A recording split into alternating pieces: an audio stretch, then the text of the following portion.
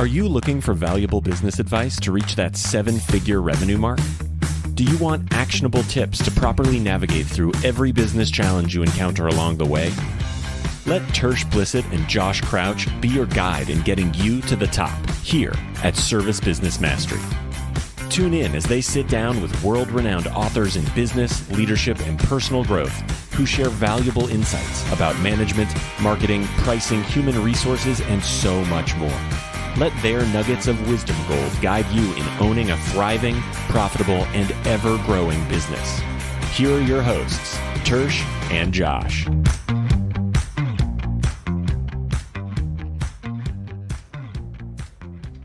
Hello, everyone out there in podcast world. Hope you're having a great day. You are listening to or watching Service Business Mastery. We are live at AHR 2024 in Chicago. Nice and warm here. Good one. It did warm up today from last night, but then we got snow this morning on the drive in. We're on the showroom floor here at the JohnsonControls booth with our good friend and repeat guest, Chris Forth, and we're going to talk about all kinds of things, but typically, because Chris is our advocate as a contractor within Congress and state government. Yeah, a lot of the regulation changes and stuff like that, DOE, refrigerants, EPA, stuff like that. Yeah. So Chris, for people who have not heard you speak or talk on our show, can you share your job, your role, and what you do? Because was it last year or the year before we met each other at AHR? I think it maybe the year before. Yeah, I think it was. It's like an annual ritual where we talk to Chris. So Right. I think this is like our third time now. Well, we also make the circuit of all the other trade shows, right? Yep. ACA and Hardy and others. So we see. What I do, all things regulatory. So be it federal, state, some international, Canada, Mexico. If it affects the products you see in our booth, I'll be engaged sometimes directly, sometimes indirectly. I work with a lot of my teammates. I have teammates that are in government relations. I'm kind of the technical guy that would back up the government relations team. So if they want to go talk to SEER, HSPF, I can help them with that. Or if there's pending regulation that we support, we will go help lobby for that. Yeah. Or if there's regulation we may not like, we go try to fix that, right? Yeah. And, with EPA or DOE. And I also deal with individual states because the challenge we have here, same way in Canada, a lot of the states' rights, they can do things independent of the federal government. So when we make our products, what makes it tough for us as a manufacturer, we don't like a patchwork of different regulations, right? So we don't want to make an air conditioner or a heater, one for California, one for Texas. I was going to say, we know you're talking about California, might as well just say it. I'm going ahead, I'll bring it up. Everyone has challenge children, that's mine, right? So we just try to get, for us, it's kind of simple economics. The bigger the scale, the lower the cost, better deliveries, which has been a big challenge during COVID, right? Right, yeah. But I just basically go around, I work with a lot of teammates. I work with engineering, product management, our government relations team, executive team, and we try to have a strategy around regulation. We monitor, but the big deal for us is we try to be proactive, right? We don't want to just be reactive. Yeah. Oh, they passed this regulation. Now we have to in Illinois. Now we just got to comply, and You're having to meet with the government of all 50 states. Either I do or I leverage our trade org called AHRI a lot. They have people that do that full time. I'm part time. Like if we have a footprint, like say I'm based in the factory in Oklahoma, a big rooftop factory. If there's a regulation in Oklahoma, our trade org will say, hey, they'll come tap me on the shoulder. Chris, can you go down to the Capitol down the street, right? Or if we have a big presence in Pennsylvania with our applied group, we'll tap on them. Now, if I need to come in, like I'm the refrigerant guy, I'll support, right? So we do a lot of networking within ourselves and outside of that. So I've been to Washington State, California, Ottawa, Canada, Kansas. So and the big deal, the segue is trying to get these new refrigerants, right? Because of the flammability, all the building codes have to be updated. Everyone, in some states, they call them home rule states, there's not a statewide building code. So Kansas is one that's near and dear to us. We have a large rooftop factory there. And the city of Topeka has a different building code than the city of Lawrence. Oh man. Right. Wow. Yeah. Can you kind of get imagine an idea? Figuring out, learning all of this? It's not up to 50 states. You got all the municipalities within the states having their own regulations. Thousands and thousands. Well, that's why we have to leverage our trade orgs, our government relations team who covers state and federal.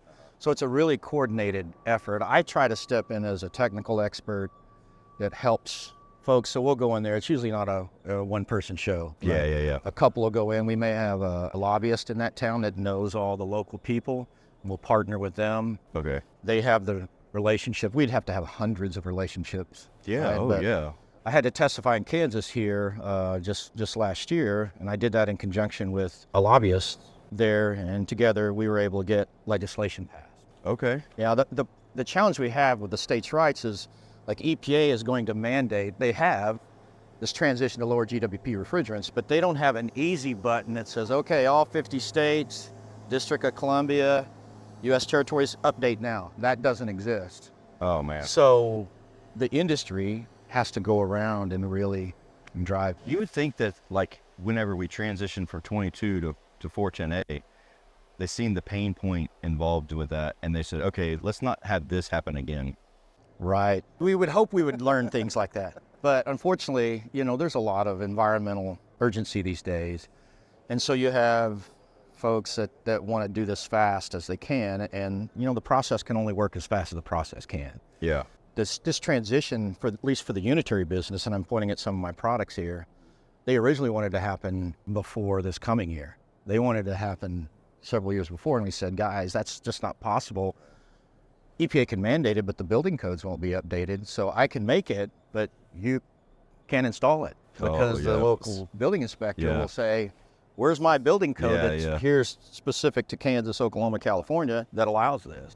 I think that's the thing. Every time we talk to you, Chris, I've realized, like, when I was on the contractor side, and Tersh is obviously still on the contractor side, we just see the stuff that, like, the finished product that comes out and all that, like the one pager that's like, oh, this is what you have to do now.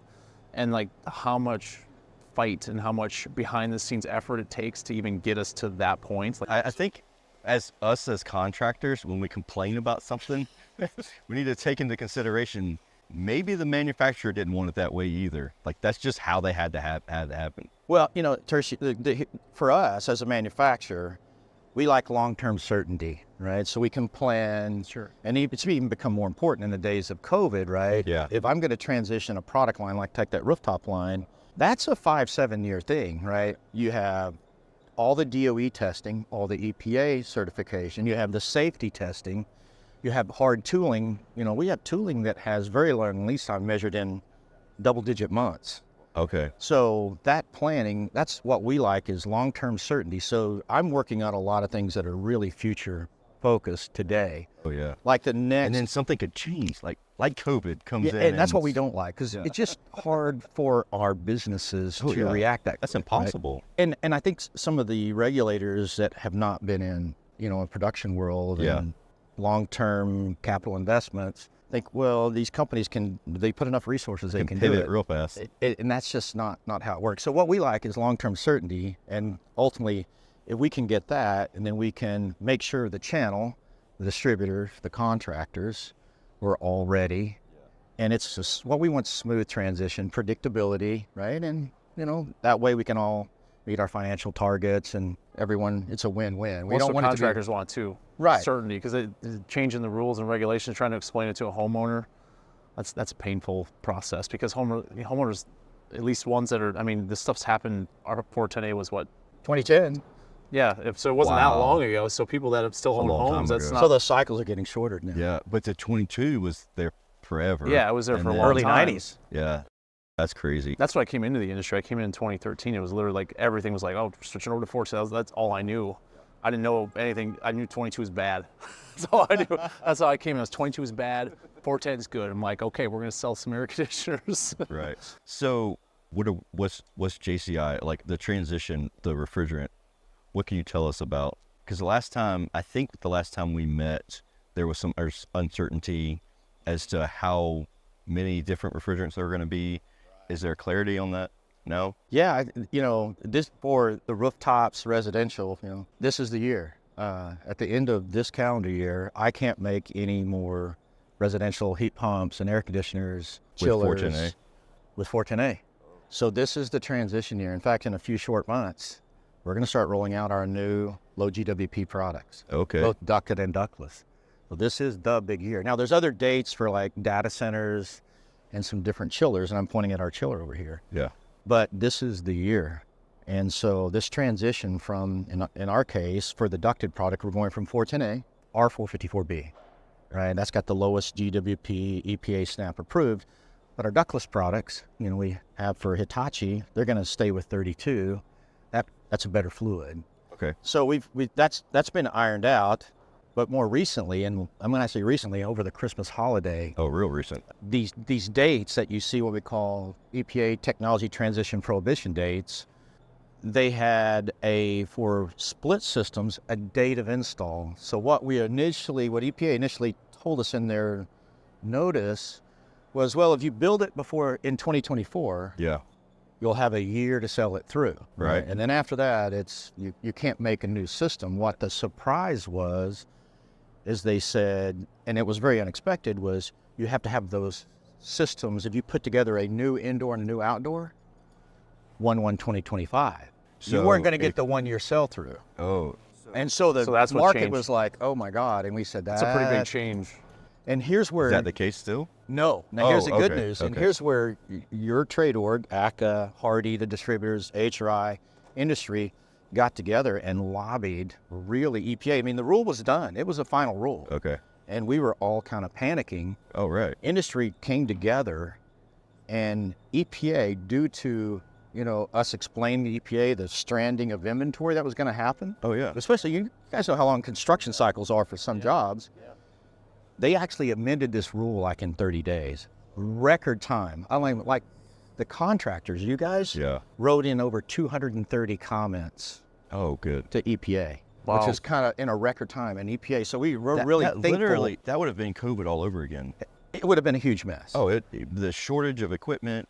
I mean, you'd have to oh man, it's just crazy. And then you start a project now or close to now, and you're not setting condensers until January. Exactly. And then all of a sudden they're not matching, or they are matching and they can't be a matching system. Oh, I mean, that's just a nightmare. Yeah, and EPA said, well, you could still repair, and if you had an existing system, you could replace either the outdoor or the indoor, but you couldn't put a new one together. And there's a lot of construction where even if it's in an existing home, you would put both in together. And we went back, explained to EPA the risk of the stranded inventory, and to their credit, they came back, everyone in the industry, contractors, distributors, OEMs, all on the same page, and EPA revised that final rule in literally short amount of time. Oh, wow. Unheard of. Wow. Now, there was threat of litigation if they hadn't. But the good news is other stuff. We called it our great Christmas miracle, by the way, that EPA did that. So that was where the uncertainty, to go back to your original question, we had uncertainty on that. Now the uncertainty, so like the AIM Act, which is driving this change, has three components. There's the bulk phase down, right? So it's bulk virgin. What just happened on January 1st, like a few weeks ago, they dropped the amount of refrigerant of HFCs like 410A, like 134A, that could be produced or imported, another 30%. So we're 40% down on the baseline as of January 1st. That means prices are going to go up. Well, the availability goes down. That's right. And that's by design, right? They want us to phase out. That's federal law. Yeah. The other part of that AIM Act, so there's the bulk phase down. That's bulk virgin, by the way. Yeah. It doesn't apply to reclaim. Yeah. Right, there you go. And then there's the technology transitions where the 1/1/2025 date and data centers are 1/1/2027. There's some other dates. The third part that's still being proposed is where it's really near and dear to you guys' heart, is the refrigerant management. So the service and reclaim mandate. So EPA's got a proposal out that's today, and one of the big ones that's another controversial part is starting January 1st, 2028, everything new that I build in the factories, service would have to be 100% reclaim by 1/1/2028. That's even more aggressive than California's, which has a 2030 date. You can't use virgin 410A. Oh, wow. So the big difference, what I want your listeners to understand, you guys mentioned it, when we went from 22 to 410A, there were some, call them drop-in alternatives to R22. Right. Yeah. It felt like a long phase out. You had a list, right? It was a long phase out, and we had some other Well, you had options. a 10-year period. Yeah. Right? You had from 2010, where I had to stop making new, till you can still use virgin R22 all the way to 2020. It's actually a little bit after that, but roughly 10 years.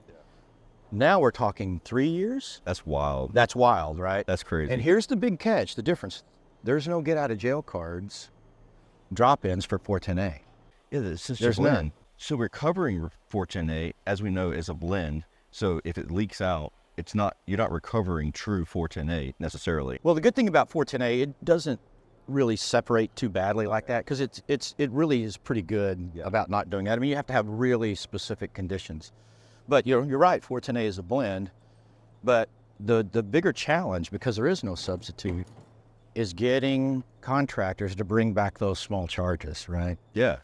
Of recovery. And we know it takes time and so forth to do that. Effort, and then you have to fill out these forms at the supply house, and you have to, like, some supply houses just make you just do a lot of, I feel like, unnecessary work to reclaim 410A. And then, like, obviously we got to do it because version.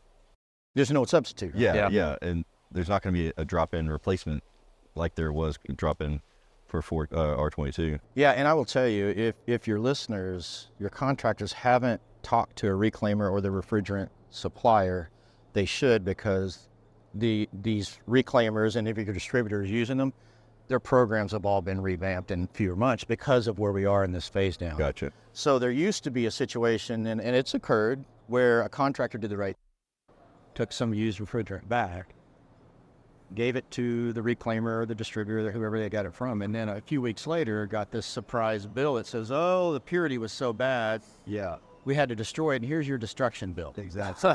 That's what I've run into. Exactly. So those programs have changed. And so any amount, pretty much, I'm not going to, say any one refrigerant, but all the reclaimers now have different programs. So there's value in any quality of returned refrigerant, right? And the thing we need to remember, it's not legal to vent, certainly ozone refrigerants. But to come back to the AIM rule, this refrigerant management rule, there's requirements for automatic leak detection on certain systems above 50 pounds. And you'll remember the controversial thing with the original proposal from EPA on AIM of the cylinder tracking and no more disposable cylinders. So there was a group of the contractor organizations and the cylinder manufacturers that sued EPA and won. Okay. They said, you don't have that authority, EPA. Now, under this new refrigerant management rule called subsection H, you'll see it headlines on that. They've reproposed it, but with a twist. So EPA heard, they listened. Contractors like disposable cylinders. They're light, small, right? They don't have to transfer fluid back and forth. So they took the requirement, this again proposal, to still allow disposals, but here's the catch. Before that cylinder can be destroyed, EPA is saying you have to recover that residual amount. Refrigerant. You're going to have to send it back to your refrigerant supplier, reclaimer, and they've got to recover that. They call it a heel, the residual in that, before that cylinder is destroyed. Oh, wow. So they have to do that. Now that will help, but the granularity of the cylinder tracking, we're going to have QR codes. So if you as a contractor go buy a jug of any kind of HFC, it has to be an HFC, by the way, there's got to be a scan and records submitted for that. And then if you sell it, right. So that granularity, and what we're proposing is saying, look, let's just give an annual report. We know we're not going to get away with zero reporting. So we'll see how the contractor, Oregon and Hardy, responds to that. The comments are coming up here pretty quick. But I would encourage you, here's where you guys, just like when I talk about contractors, you guys were very instrumental in getting EPA to fix that date of install. This is where you and your org need to weigh in on what you want there. They will listen to you. Where can they go to do stuff like that? There's websites. Okay. And here, if you watch, I'll plug ACA, right? Yeah. They'll put out a regulatory legislative notice. Okay. They've got a new regulatory, call it legislative guy. His name's Sean Mullins. He's here. He's heading up that effort now recently, and they will put out a plug on LinkedIn. You'll see me on my post. I'll say, hey, here's the bill, and I'm reposting an ACA that says, hey, this particular legislation, contractors, you guys should weigh in on this. And there's a website you can submit comments. It's pretty easy, all online. to do that. But I would highly encourage that. That's good to know, because I mean, obviously with the show and stuff, we try growing our LinkedIn audience and stuff like that, where we can actually share stuff and get. Yeah. We have, and most of the people that we're connected with are typically contractors or other people at that level. So that's good to know. I wanted to transition a little bit, because Trish and I talked about this before we got here, because last time we talked about DOE and rebates. Yeah. And Trish was like, "Yeah, I'm wondering if we're going to get them." Is that coming? That was his question when we were talking. That's a fair statement. The Inflation Reduction Act. Yeah. That's the big federal program, right? We've had, it's really two programs that kind of bulk. There's tax credits and there's rebates. Right. So the tax credits we've heard of before, 25C and the tax code for a long time. There's that part of it, and then there's the rebates, which are new, right? The tax credits are really for people that have call it a tax liability, right? So if you have a certain amount of income, you can claim a deduction off that income, right? It's a reduction. On the rebate side, it's targeted more at low income, although anyone can do it. The most funding's available for lower income. It's below 80% of the area median income. Is that nationwide? Nationwide. That's a federal program. The problem, and I think where you guys, or Josh, where you're alluding to, is the rollout has not been quick or simple. No. Right? Not at all. And we've met with DOE through our trade orgs, HRI and others, and we are encouraging DOE, Treasury, IRS, right? Because at the end of the day, this is a tax program, right? Just like 25C has always been, and urging them to keep it simple, right? And do it quick, right? And that's sometimes a challenge for government, right? Those two things don't go. No, that's like not oxymoron. usually the adjectives to describe the Now, government. here's what I'll say, and if you've heard my presentation on the IRA, the dollars are worth the headache, right? I mean, you can get up. There's a lot of money. On the rebates, you can get up to $8,000 a unit. Yeah. A heat, right? On the tax credits, it's up to $2,000, and some people think because of all the sustainability that's going on, it's just heat pumps. Furnaces are still in there too. Okay. So you can do a dual fuel system. If someone were to put in, and what we really like is dual fuel, heat pump paired with a furnace. Yeah. Which it's cold climate ready, and a lot of places where the grid isn't clean, it's the lowest emissions. And then you got fuel choice. And here's what I'll tell you, up north, I know you're Savannah. Yeah. But not up north. Up north, people are a little bit nervous about going all heat pumps in cold climates, right? I saw that with this last cold snap, I saw a lot of comments about that stuff. Where we're at in Chicago, we have a heat pump mini splits in our condo. Yeah. And so the challenge that we have right now is our condo is hot. Yeah. Like super hot. That's a thermostat problem, but yeah. Well, the units, they can't run in that cold climate, like air conditioning. Right. So like we're trying to turn air conditioning on, and it's too cold outside, and that's not heat pump specific, but heat pumps in general, they can they work great in snow weather if they're designed correctly. It's that extreme cold too. Like I was watching the Chiefs' first playoff game, where Patrick Mahomes' helmet broke because it was so damn cold out. Like it was like the wind chill was like negative. I think the temperature was like -4 or whatever it was. Right. I mean, I know that they have the ratings where they go down to like a certain temperature and they lose their efficiency, but Bill Spone, are you familiar with Bill Spone? No, I'm not. Oh, you got to meet Bill Spone. You would absolutely Bill love you. Yeah. So he built his house in, I'm almost positive he's in PA. He's right there, PA, Ohio border line. Right. He's one of the owners of TruTech Tools, which is I know what TruTech is. Yeah, okay. All right. I know what TruTech is. His whole house is like, I'm pretty sure it's off the grid, or it's like very minimal on the grid. It's all solar powered and all electric, and like he's got pictures of like snow this thick on his solar panels that he's scraping off, but his whole home is heat pumps. Yeah.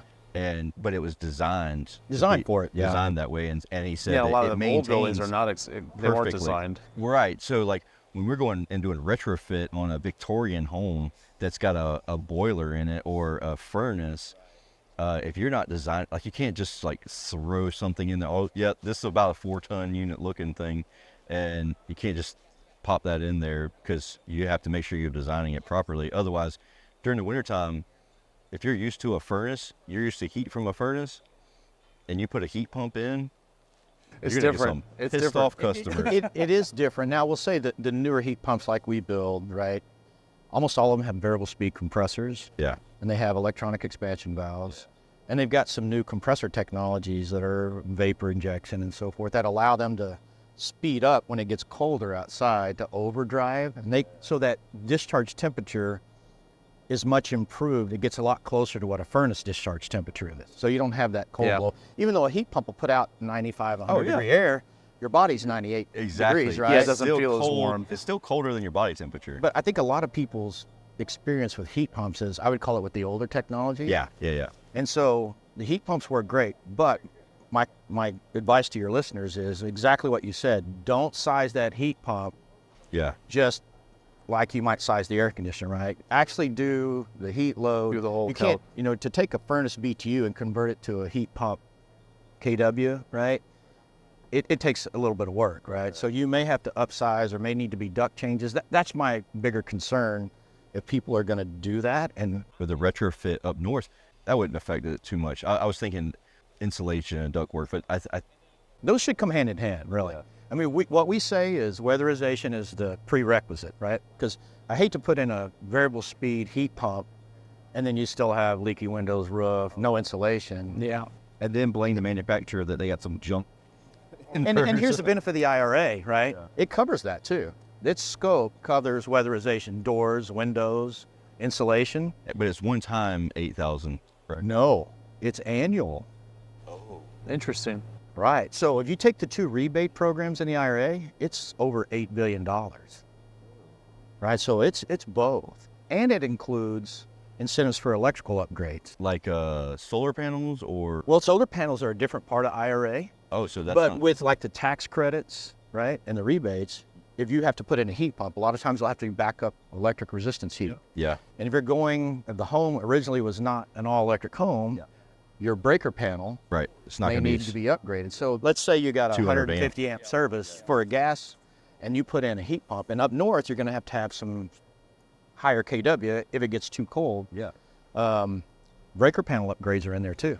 Yeah, and your furnace is going to be 110, and you got to convert it over 220. Well, that's why we like dual fuel. I mean, That's great, yeah. Dual fuel, get the benefit of a heat pump as your initial. So let these heat pumps, and now with the variable speed technology, they can run down well below zero, right? And then at some point, like we are now, when it gets super cold, then your furnace can kick on, right? And that furnace only runs when it's really ultimately cold, right? It's going to vary by whose home where that balance point is, where you switch from the heat pump to the gas. As soon as Julie walks in the door, it's going to the gas.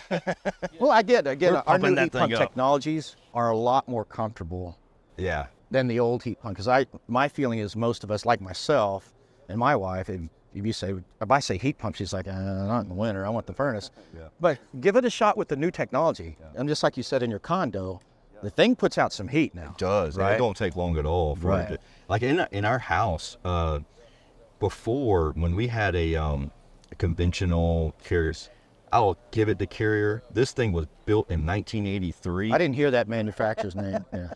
I'm not a Carrier dealer. Like I don't install Carrier, but we bought this house and it had a 1983 Carrier, and that thing was bulletproof, and it just ran and ran and ran.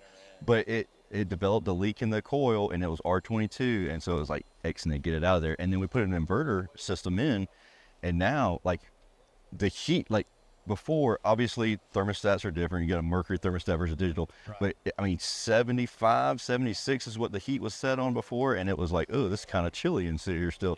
But now 68, 69 degrees, and then like if you bump it up much more than that, and you're like, oh, we're starting to get uncomfortably warm. And that's a heat pump system. Granted, since Savannah, Georgia, so it's not snowing and it's not miserable and there's not sleet on the ground, but it's crazy the difference in the temperature in the house, which is what's comfortable and what's not comfortable. I had a question. So I have quite a few clients in Massachusetts. I got Mass Save. Everyone's a lot of turnover to electric. Right. Is there, and I don't know if you even know this, I'm sure you talk to people. Oh, I know what Mass Save is. Well, no, I mean, as far as like the grid, because we've had some issues like Texas, I don't know, was it That's a good 2 years example. ago? Like where we're getting everyone, we're pushing so many people over to electric. Right. that's going to cause problems when we have these heat waves. I mean, we're going to continue to have them. They're not going to go away. Well, you got electrification of not only HVAC, right? You've got stoves, you've got cars. A lot of cars, a lot of home EV chargers. And plus you have all the electrical loads of all the electronics, our TVs and so forth. Yeah, the concern on the grid is real. I just don't know if there's like conversations about it. I don't know if anyone even, Well, if that's a concern or if it's something that even It gets is. talked about. Can the grid that was created a long time ago, can this handle this massive push We for already electric? have brownouts and blackouts Right, going on. here's the Or it's like physics, you guys. can't go below this temperature. Like when it's super hot, people are not going to listen to that. Yeah, I mean, here's the physics. The grid is the prerequisite to, I'll call it widespread electrification. Yeah. The grid has to be there before. And again, I'm going to plug dual fuel because you mentioned it. What did you say about the furnace? It just needs a 110. Right. Right? So we love heat pumps, and where the grid is ready, right, and the home's designed for it, or it's sized properly, let's put in a heat pump.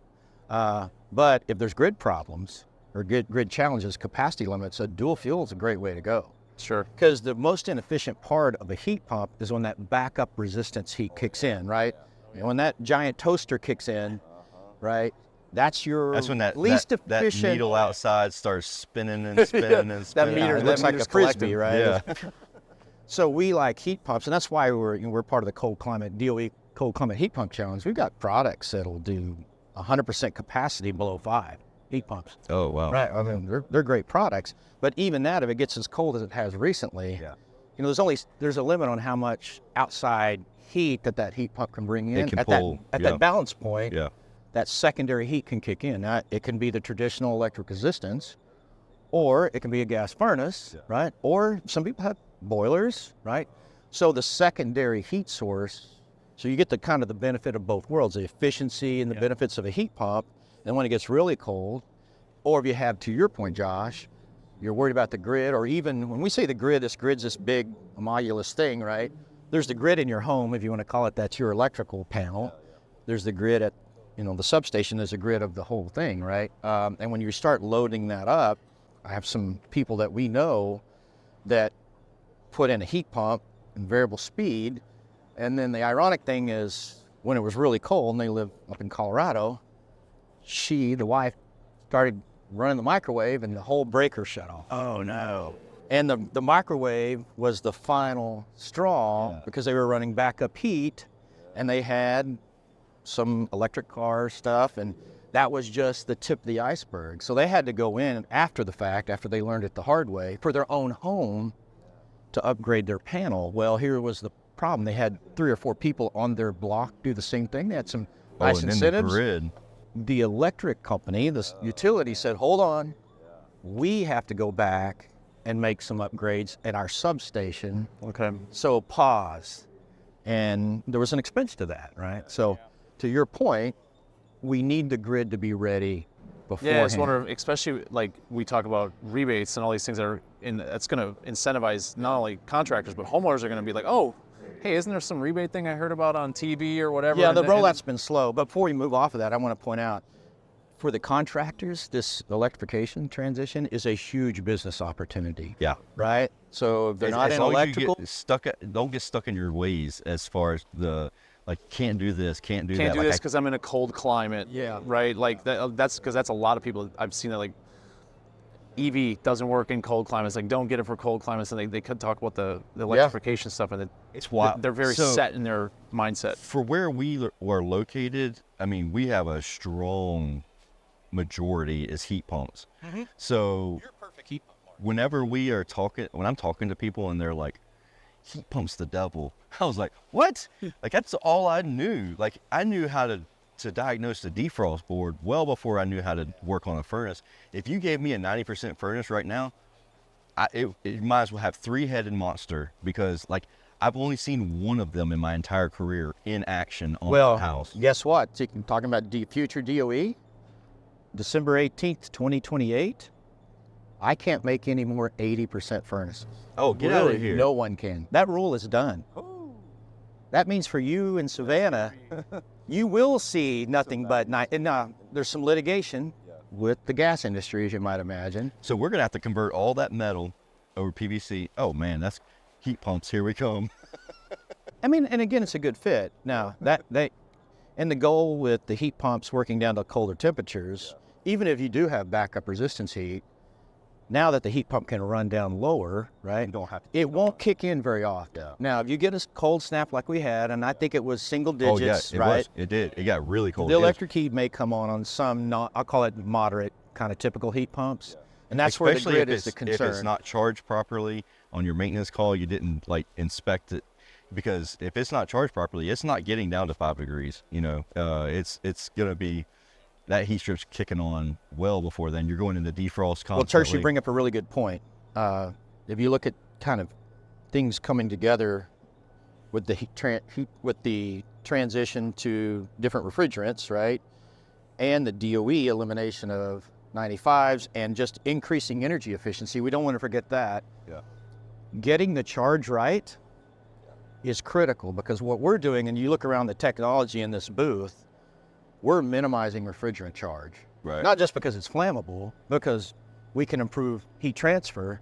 So getting that charge right, especially like in a residential system, a high efficiency 20+ SEER system, a few ounces of charge off, That's wild. makes a difference in performance. So what I'm telling the contractors is, guys, use this transition as an opportunity to upgrade your equipment. Your old scales, you're kind of roughly, maybe that's a pound or two. No. You need to have it down to the ounces.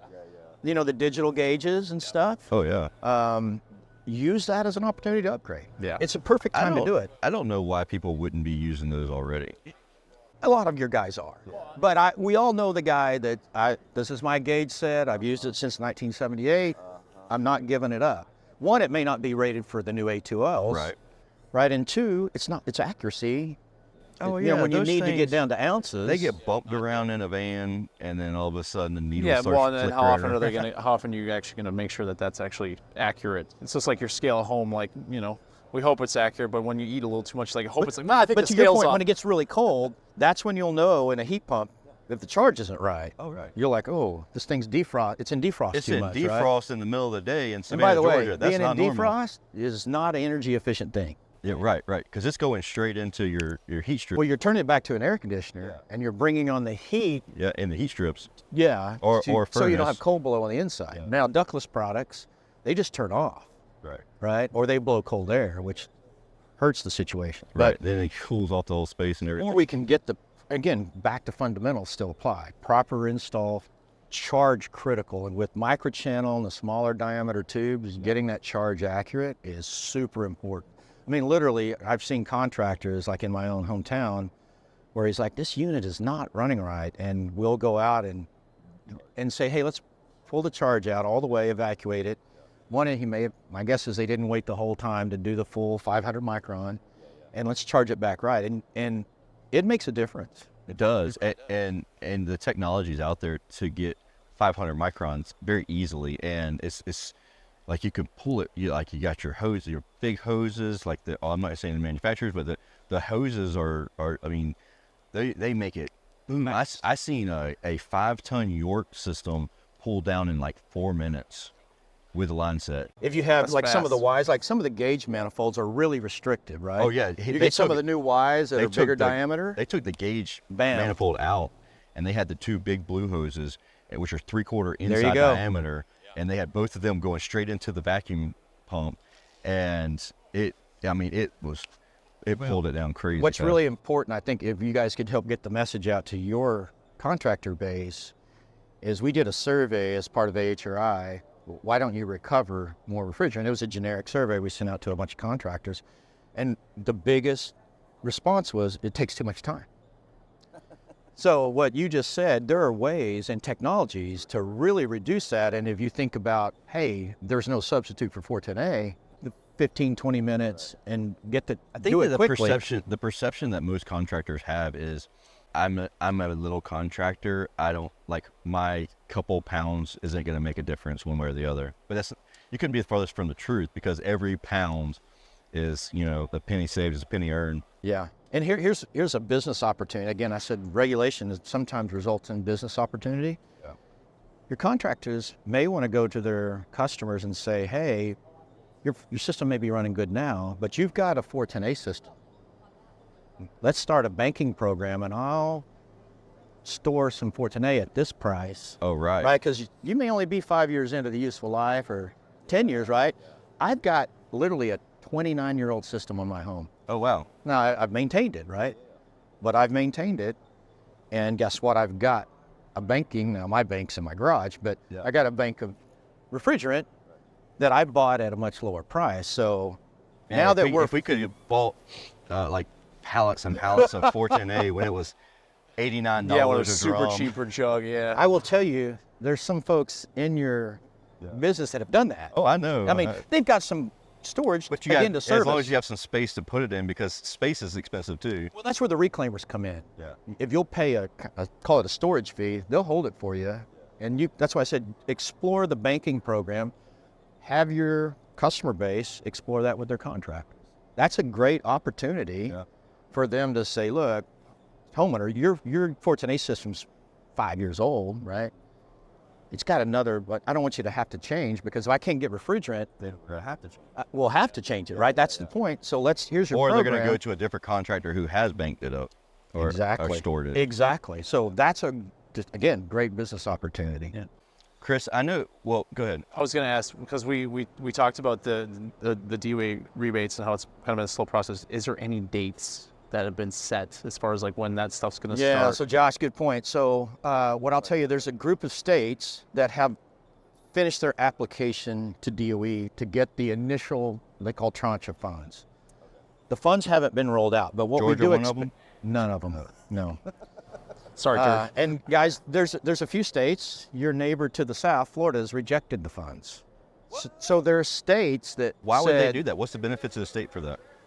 Well, there's some overhead that comes with the program, right? When the federal government gives away money, there's people that have to administer it, right? So the IRA on the rebate side, different from the tax credits, right? We're talking rebates. There's annual reporting. You have to qualify. In other words, you're not just going to give $8 billion, $4 billion, $4.3 billion away. So there's some states that have said, look, because of the added overhead, people are being added, reports have to be submitted. Is the funding getting to lower income? As the consumer, the market base in that state, wouldn't they be pissed off at the government of their state for rejecting that? Because I mean, it's energy efficiency, right? Because they're Energy Star products, right? Or CEE products, depending on which program. So there's benefit there. Would it force the state of Florida to change up energy efficiency models? Because if I'm not mistaken, like halfway down the state, you can have electric heat furnaces. Like in Savannah, you can't have just electric. Well, there's a new Florida building code that just went into effect. That under certain conditions, it's being read. It was very controversial just a couple weeks ago.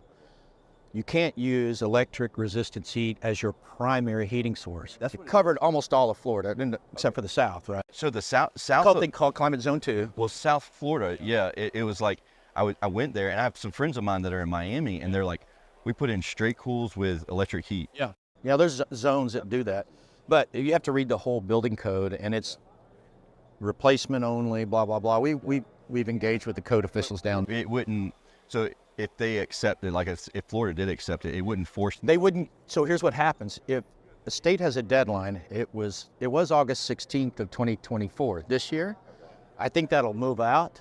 But if they don't claim it, they're going to take that states, because each state's been allocated a certain amount of millions of dollars, and they're going to redistribute amongst the other states. Okay, well, everybody else don't accept it, just Georgia, so that I can give rebates to everybody. So just be aware of that. But Josh, to get back to your point, no dollars have flowed yet, but we do expect a ton of those dollars to start rolling out towards the end of this year.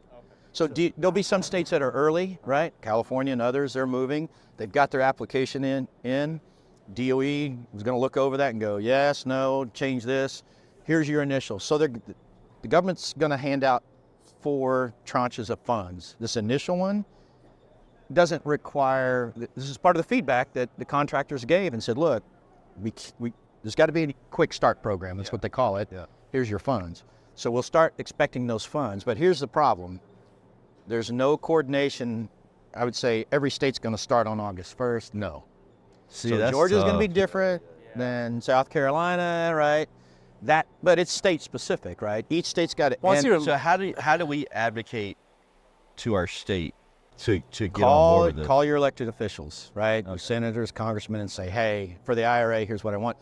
And I'll be honest, DOE's had some listening sessions, and some of your trade orgs have weighed in on that on your behalf, right?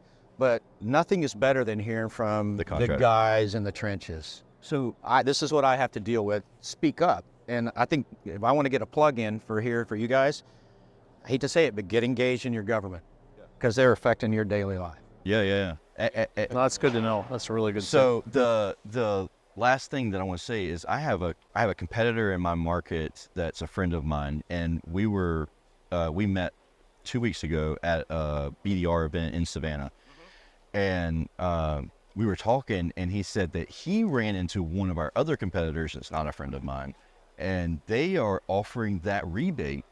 They're already offering it, and we don't know when it's going to be accepted or anything in Georgia.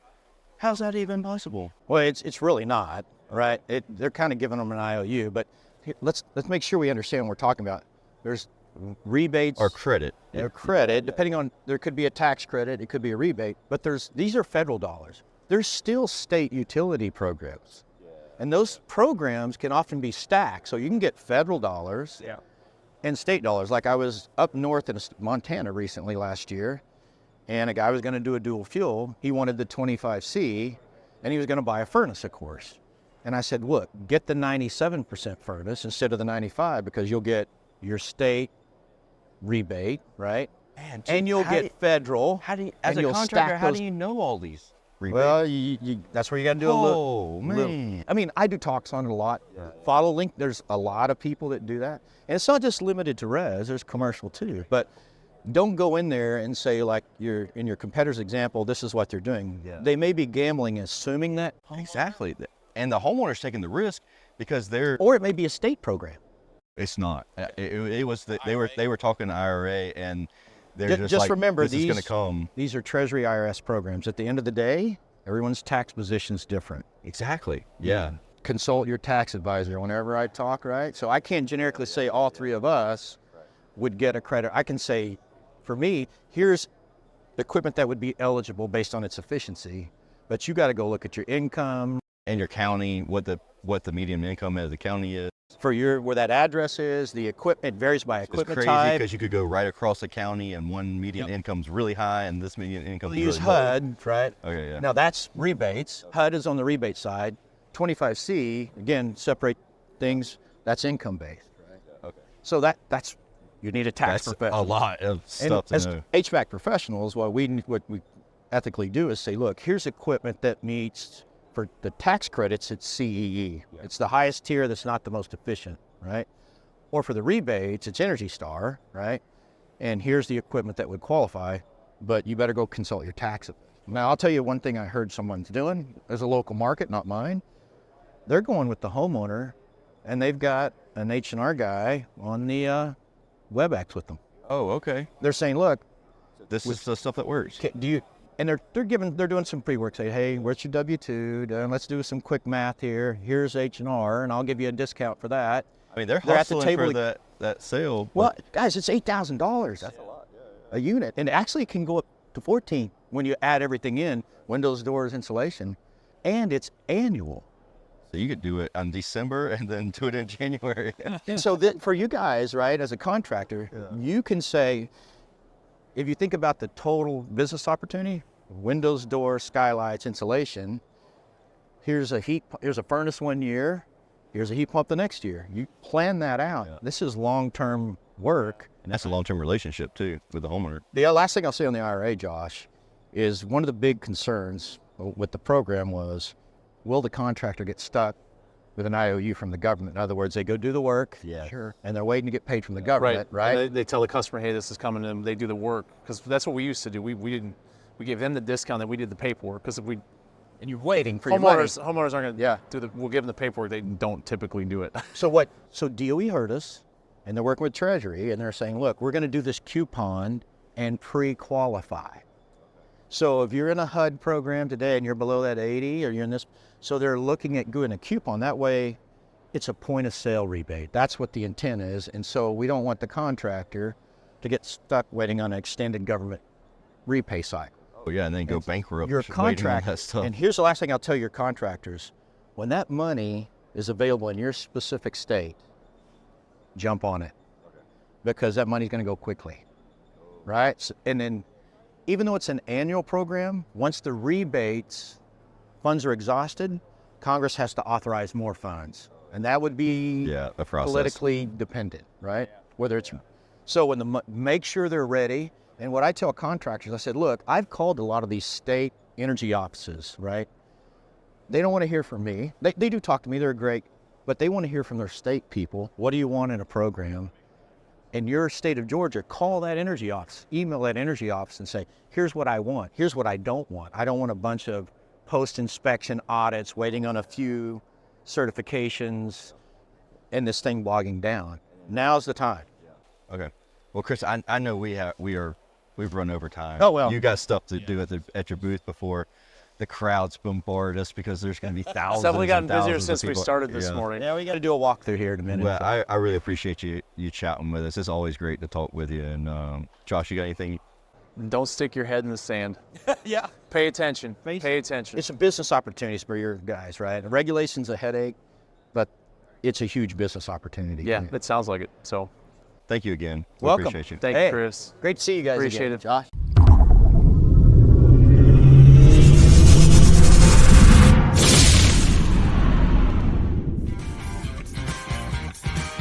Thank you for listening to this episode of Service Business Mastery.